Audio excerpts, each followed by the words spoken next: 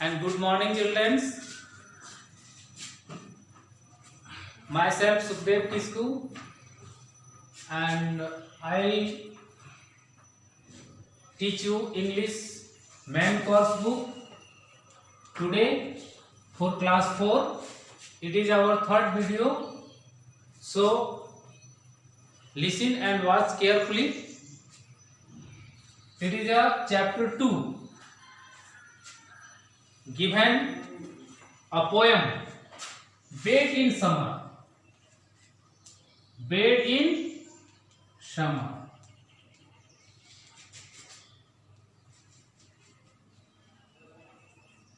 It is your poems heading. ये हम लोग आज मेन कोर्स का जो चैप्टर है चैप्टर 2 में ही एक पोएम दिया गया है, जो पोएम का हेडिंग है बेड इन समर। सबसे पहले हम लोग जानेंगे इस पोएम को लिखा किसने।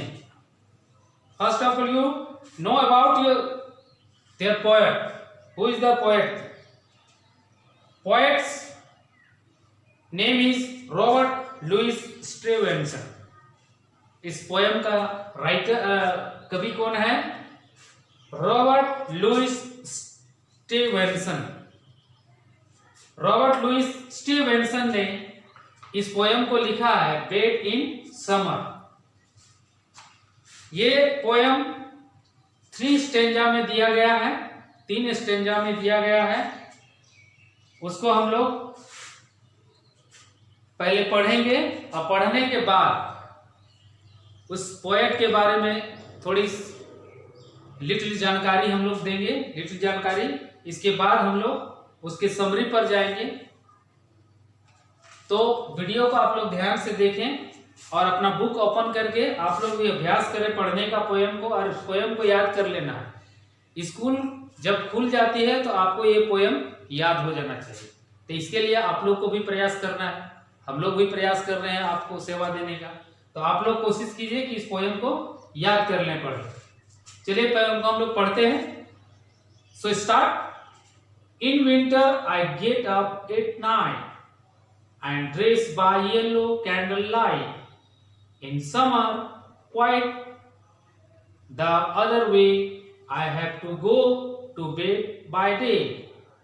Next stanza में, in next stanza, I have to go to bed and see the birds still hopping on the tree, or hear the ground of people's feet still going past me in the street. And next stanza, and does it not seem hard to you when all the sky is clear and blue, and I should like so much to play to have to go to bed by day.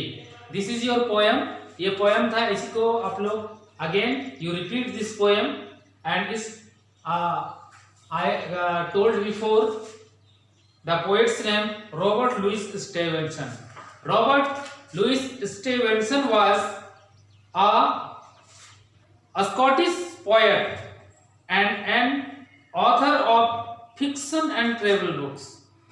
Robert Louis Stevenson जो थे ये Scottish थे, यानी कि Scotland के थे।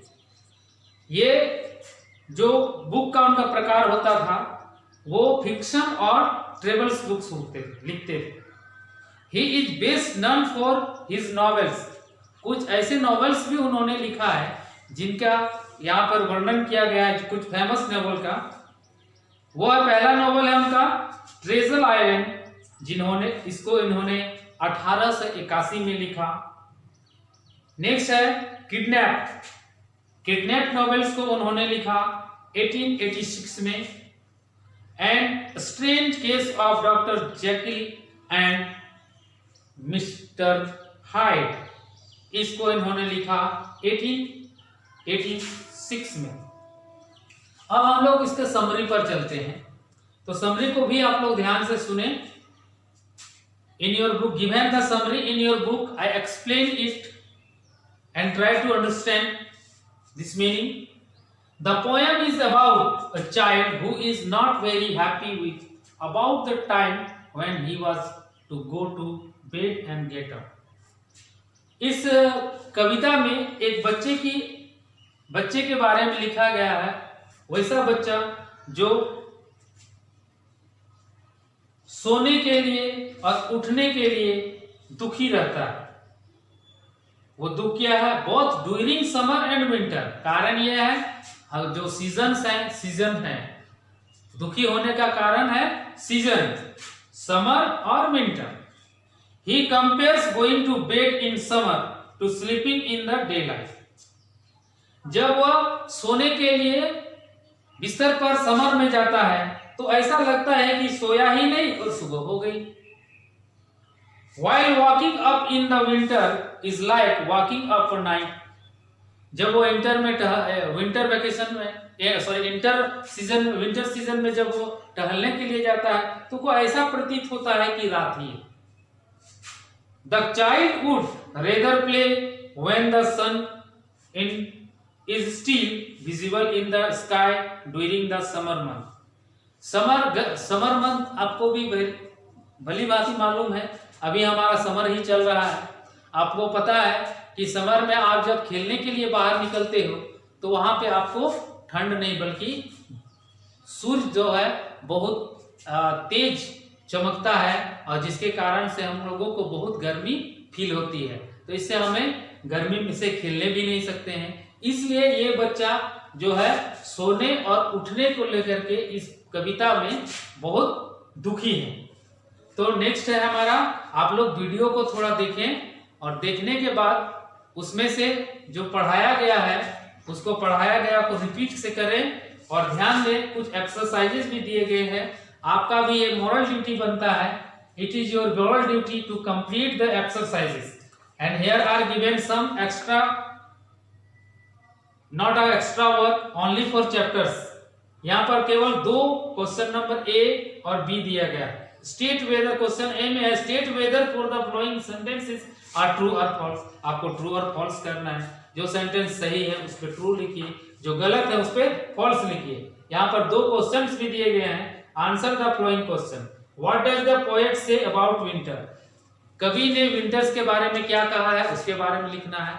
अगर आपका क्वेश्चन आंसर डिफिकल्ट लग रहा है, नहीं लिख पाते हैं, तो हम कोशिश कर रहे हैं कि इस क्वेश्चन आंसर को सॉल्व करके आपको व्हाट्सएप में भेजने का प्रयास में है।